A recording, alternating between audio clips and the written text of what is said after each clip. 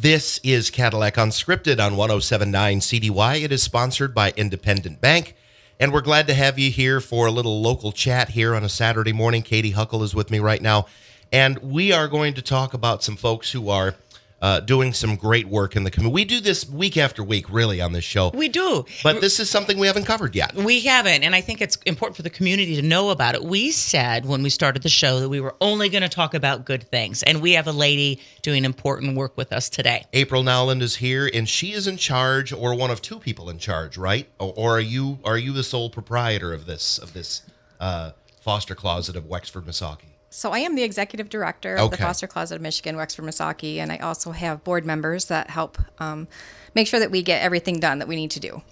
Okay. Tell us about what you're doing, April. So we provide new and gently used clothing to kids in foster care, guardianships, kinships, and adoption.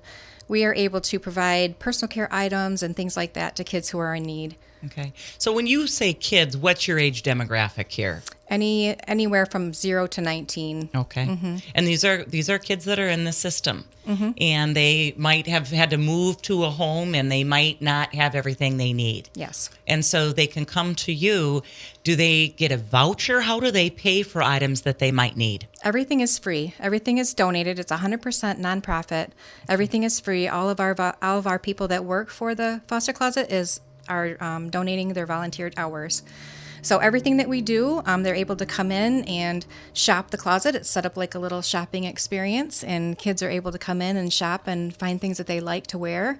It's one of the things that I think that we pride ourselves in, because kids, a lot of times when they're in care and they're in different situations like this, they're not able to have choices in many different areas of their life. So this is a way for the kids to come in and shop and able to find something that they like to wear, and it helps them to feel good about themselves. Tell us where you're located. We're located in the basement of the First Church of the Nazarene here in Cadillac. It's at 1125 East Division Street in Cadillac. And if anybody needs to contact me, we also have a phone number, and we have a website and a Facebook page. Nice. Okay. And that's under Foster Closet of Michigan, Wexford, Missaukee. Okay. Very good. What do you need from the community, April? Because you mentioned you've been very busy. Yes. How can the community support you? Really, the biggest needs we have most of the time for kids in care are pajamas and socks and underwear, personal care items. We're looking for things like toothbrushes and toothpaste and shampoo and conditioner and body wash and things like that kids may not have when they go into a new home. We also have someone that makes us like blessed blankets, we call them. They're homemade blankets, and we're able to provide new blankets and new pillowcases for those kids to be able to come in. We also need items that help us to keep running, like IKEA bags to help us. Kids can come in and shop, and they're able to get the things that they need and take the stuff with them. So yeah, those are the biggest needs that we have most of the time. New items, we like to have things that come in that are usually brand new, preferably, just because kids, I don't want anybody to go out there and rip stained clothing. We just don't send that stuff out. So anything that comes in, we sort through very carefully and make sure that the kids that come in get what they need and they're nice items. It feels like you removed a stigma by having this be for kids in foster care, that they're going to be shopping with other kids that are in foster care, and that, sometimes they're a forgotten population, and there's somebody out there that loves them and cares for them and wants to make sure they're doing okay. Yeah, definitely. And also, I think kids being raised by their grandparents, that is huge right now. Especially with like the opioid epidemic and drugs problems and things like that. Children are being able to be placed with family, but that also puts a burden on grandparents raising grandchildren, because they're not able to provide sometimes everything that the child needs. So we're there to help kind of fill those needs, and we always encourage our families to come back and come back every season and get new items. Wintertime comes, you need new coats and boots and hats and gloves. We're there. Summer comes, we have swimwear and swim toys and things like that for the kids to have. So, we always try and help with that. How common is it, April, for someone in the foster care system to go from a placement or to be placed in a foster home and only have the clothes on their back at that time? It can be very common. Okay. Very, very common. It happens a lot, especially. I'm just going to give you a little scenario. If a child goes to the hospital, say their parents maybe are picked up for a drug problem or something, the child goes to the hospital, get checked out. They're not able to take any of their items with them. Maybe they came from a meth situation where the house is contaminated and they're not able to remove any of their items. So they come to a new home without any items at all. And when that happens, think about education. So they're going to go into school. They have to go to school the next day or maybe a couple days later, and they don't have anything. And so we try to help make sure that they have everything they need to be able to kind of pick up those pieces so they can start to heal and move forward instead of being stuck in that situation where they don't have anything. And so they're not having to focus on what they need per se, but maybe how they can heal instead. And that is extremely important because coming from the educational aspect of it and the perspective that I look at it as, they need to be ready to learn, but they have life circumstances going on that are really tough to learn. Sure. It helps them to maybe focus on things that they need to focus on instead of what their needs are at the moment. Mm-hmm. So they're able to go to school and feel good about themselves, that they're going to school with a new backpack, new school supplies, and new clothing, new shoes, things like that, you're not going to be able to see that child is any different from any of the other kids that are in that classroom. Right. Mm-hmm. Where it used to be a situation where kids that were in foster care, guardianships, kinships, whatever have you, that kids were, they were basically picked out because by the clothes they wore. The clothes that they were wearing were too short, too small, ripped, stained, whatever. And this way it kind of helps to provide them with the things that they need, and they're not having to focus on that. They're able to be just like the kid sits next to them. That maybe is not in the same situation, but, that they're not being chosen to look different. So you are accepting donations of new and gently used clothing too? Yes, we do. We accept new and gently used clothing, preferably as new as possible, things that are not ripped or stained. We only accept new socks and underwear and new shoes, but everything else can be gently used. Great. Mm-hmm. And checks are always accepted too. Yes, and you can go shopping and buy more stuff. Yes, that's always nice too. And eventually it would be nice to have everything that's in our closet brand new. Nice. But at this point, that's not the case. But at some point, maybe we'll be able to do that. So, April, whose idea was this? Whose baby is this? This is my baby. Okay, I can tell she's smiling. Yeah, Rich. this is my baby. So I started this in 2016. I actually had a classroom in the Cooley building, the Cooley School building here in Cadillac. The Cadillac Public Area Schools were able to provide me with a classroom there, and it kind of filled two needs.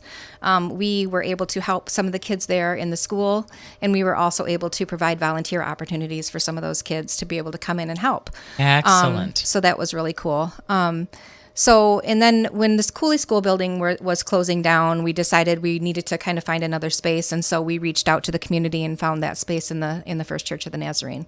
Okay, but what precipitated this? I mean, you woke up one morning and thought, I have to do this. It's my passion. So I actually have a personal story behind that. My granddaughter came to live with us when she was 4, and she's now 19. And when she came to live with us, she had nothing. And then we did foster care, and we had 3 siblings in foster care that, again, had nothing that came with them. And so I decided that there was really a need in the community that had to be met. I also felt like part of our foster closet is community. It's connection. It's meeting other families that are in the same situations that we are. And for me, personally, I felt like for a long time, I felt like I didn't really know anybody else that was in the same boat as me. I see. So I was reaching out to other people because I felt like that needed to happen. Other people needed to be connected. Support each other, April. Yeah, to support each other and to make sure that, we all have what we need because emotionally and mentally it can be very exhausting raising these children. Sometimes they come with a lot of trauma history and background that it's very difficult. And so, foster parents and grandparents raising grandchildren, kinship situations, I know that I feel that the people who are doing it out of the goodness of their heart. They're trying to help these kids to have a better life. And so I just feel like, those connections that we make with each other is so valuable, and it's something that we can carry forward with us forever. So when I started the Foster Closet, I reached out to a program called the Adoptive Family Support Network.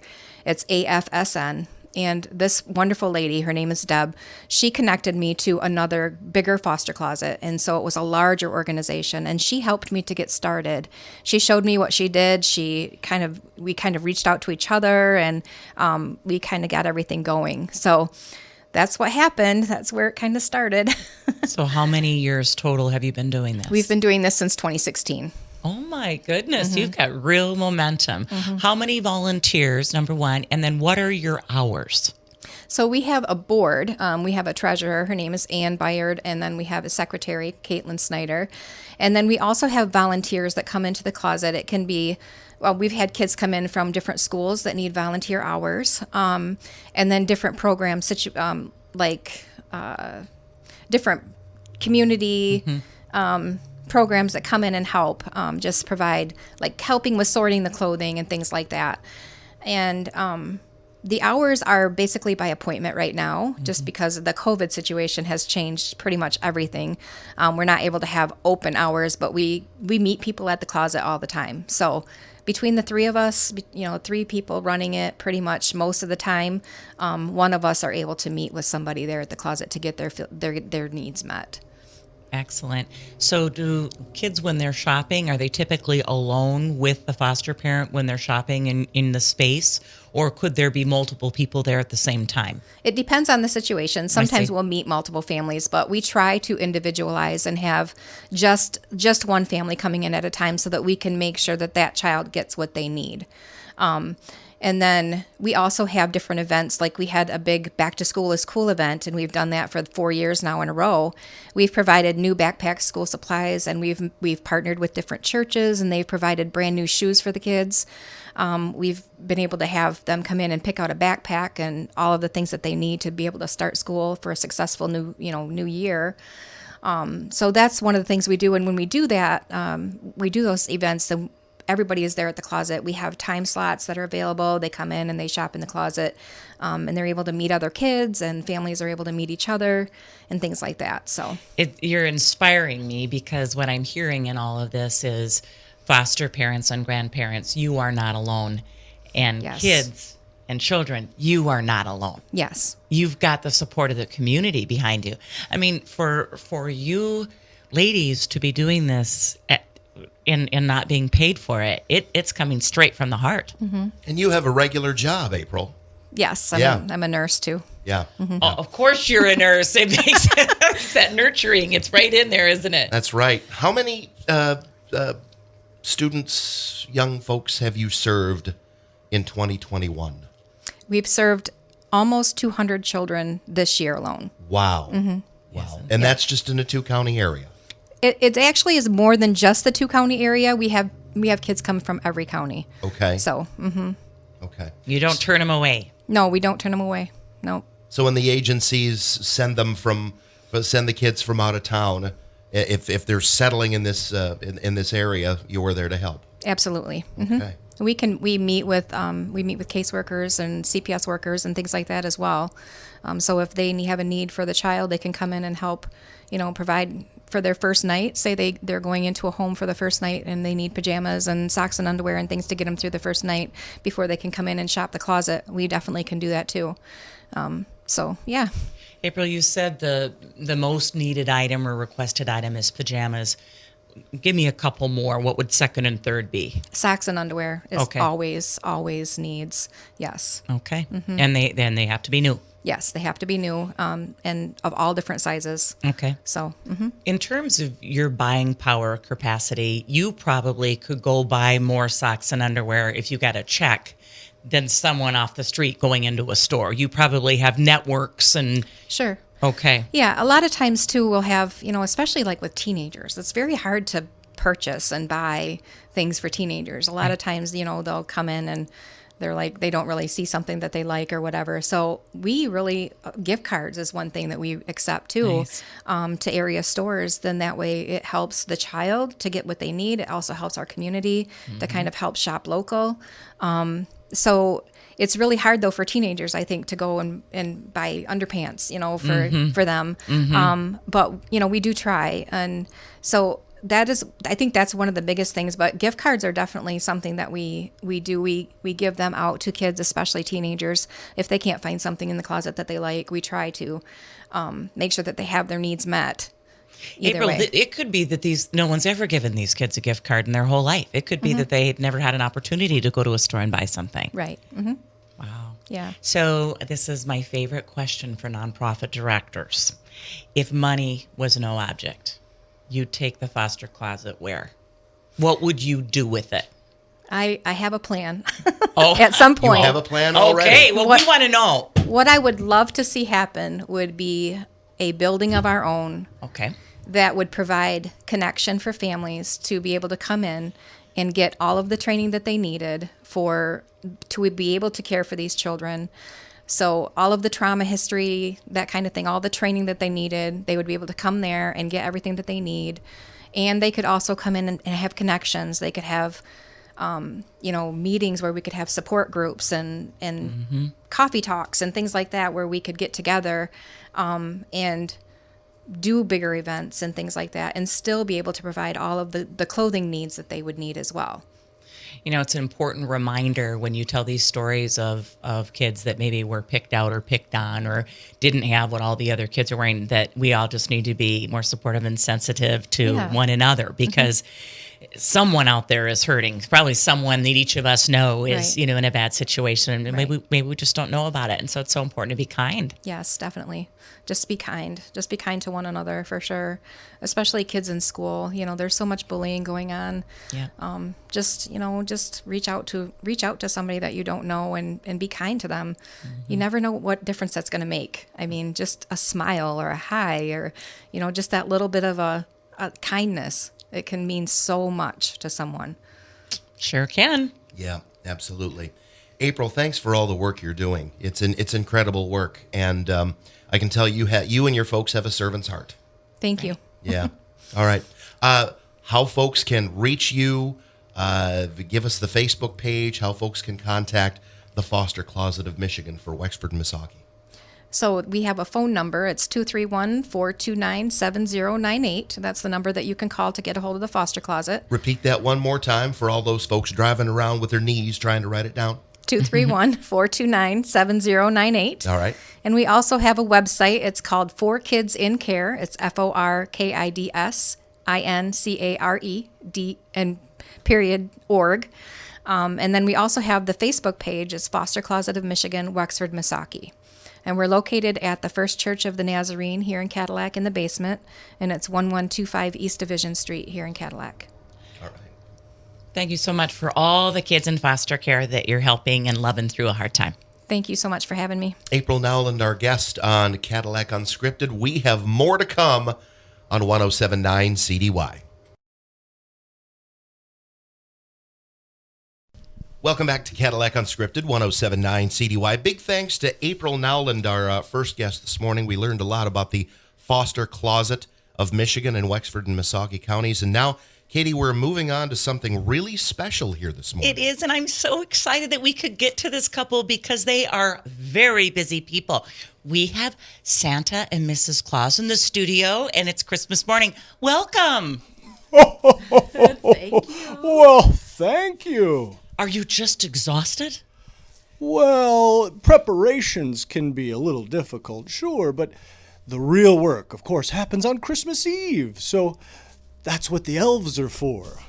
Oh, well, Mrs. Claus is in charge of them, I think. How are the elves? Well, the elves are pretty exhausted. We work all year to prepare for Christmas Eve. They work very hard, and today is a day of rest, so they are feeling very good today. What did you do with that one that wanted to be a dentist? Yeah, him. I remember that guy. Hermie wants to be a dentist. Hermie wants to be a dentist. Right. Oh, Rich, that's great. You know what? I want to make sure I reassure your listeners. Both Katy and Rich, Mrs. Claus, are on the nice list. Oh, that's good to know. That's right. Good. That's right, Santa. I would like to stay on that list. You? I don't know. It's not looking good. Anyway, we want to know about the reindeer. How did they do? Well, as you know, Katy, our reindeer are fed special food, magic food that we have discovered in the North Pole. They eat that year-round, and that's what allows them to fly. Oh my A lot of folks wonder because they see reindeer, Right. and those reindeer can't fly, but our reindeer, it's that special magic food that allows them to. So It's the beans that propels them off the ground. Okay. Right? So, Rich is trying to get to the naughty list, isn't he? well, can we talk about, do they get a day of rest, the reindeer? I mean, the elves get a day of rest. Well, since the reindeer aren't really responsible for building all the toys, Oh. they pretty much, I'd say, Mrs. Claus, lounge around all year. That one night is pretty arduous. That's right. That's right. They do have a pretty relaxed life for the most part, and they bring it out on Christmas Eve. Okay, so is it true that children leave out cookies and milk for Santa? And that's all. I mean, you look great, but I can tell you've had a couple of cookies. And so I just wanted to know, is it true that cookies and milk are out at every house? I mean, what's the ratio? 25% of the time? Well, I'd say that a good chunk of children like to leave cookies and milk for Santa. Nothing better than taking one bite out of that cookie to let them know that I was there. But I don't tend to clear the plates all the time. I see. That's how I keep this nice figure I've got. Looking spry today, Rich, isn't he? Yes, indeed. Mrs. Claus, does he get cookies at home? Oh, well, because he has so many cookies on Christmas Eve, we kind of stick to a low-carb diet through the rest of the year just to keep Santa in good, healthy shape. But Well, that is shocking, actually. But isn't it, Rich? Well, he's got to be ready for that yearly journey, you know? Well, there it is. Yeah. There it is. Favorite toys. What was popular this year? What were children asking for?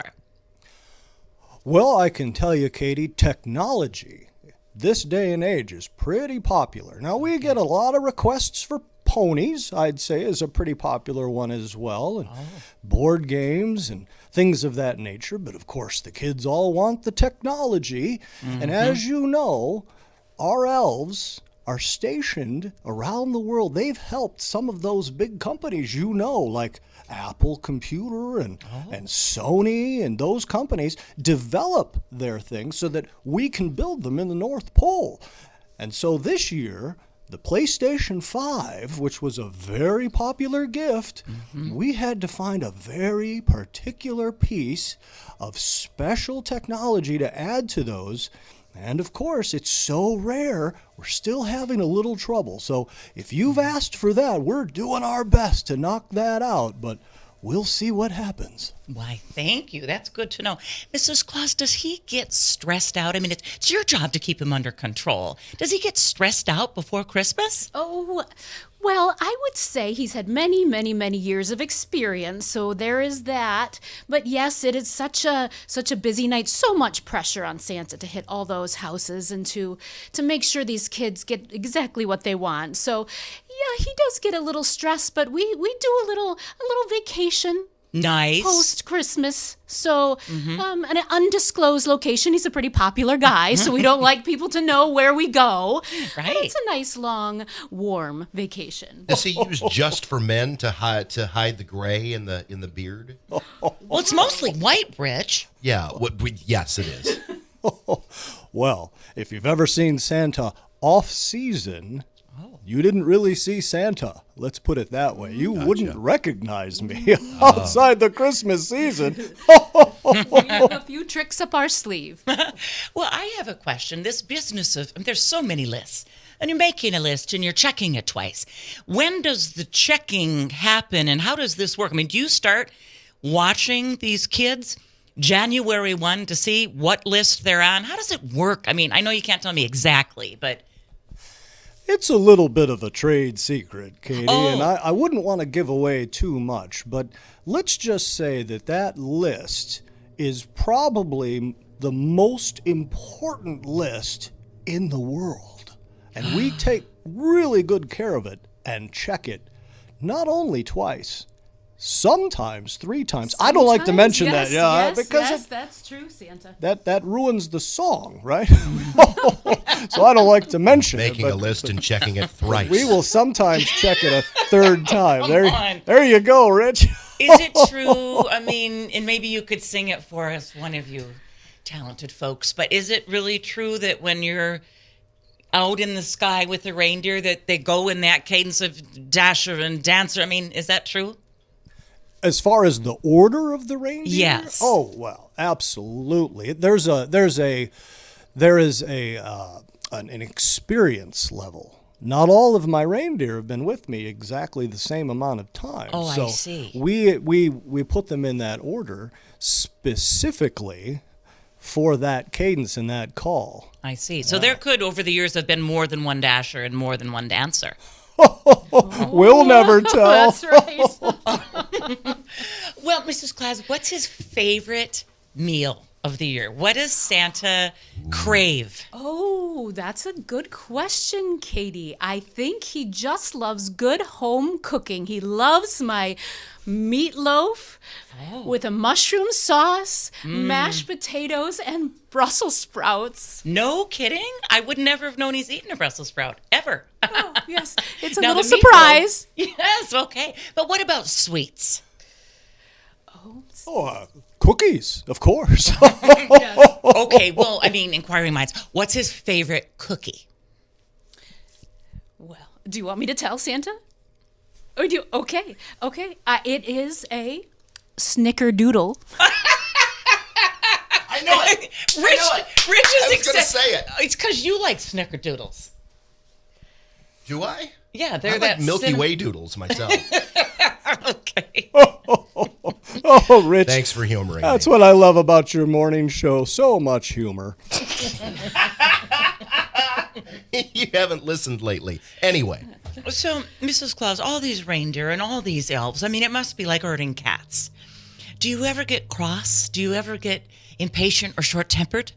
Oh, Katy, I don't really. I have such a great group of elves, and I have a great group of reindeer, and they're all such wonderful help to me through the year. I don't think I do. Do I, Santa?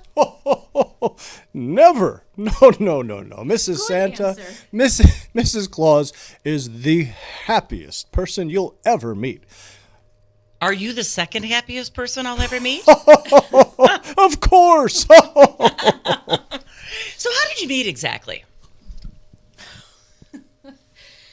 Oh, well. it sounds like this is a story that's begging to be told. Well, my, yes. Well, I'm not sure your listeners are quite ready for that tale. Oh, it's okay. it's a long one, honestly, and every time I start to tell it, Mrs. Claus will kind of give me a little nudge and tell me to hurry it along. So maybe we should keep that one for another time. Okay. Well, another question that I think we have is the suit. You always look perfect in it. We see you all over the place in the suit. Does he have more than one suit? Can we know that? That we use the same pattern, although we do remake the suit every year. We have some very talented elves. They're another way that they contribute.